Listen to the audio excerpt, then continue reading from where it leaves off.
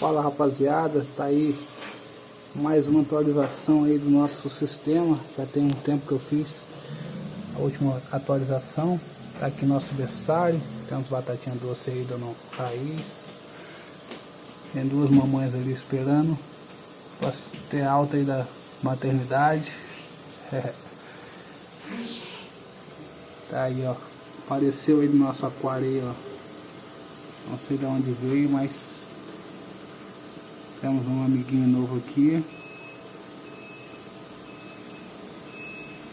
Coloquei esse substrato que não tinha.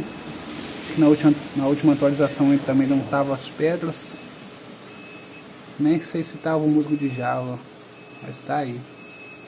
Tirei as plantas porque tava me dando muito problema de sujeira e entupimento no filtro. Em breve a gente bota mais atualizações aí. Valeu!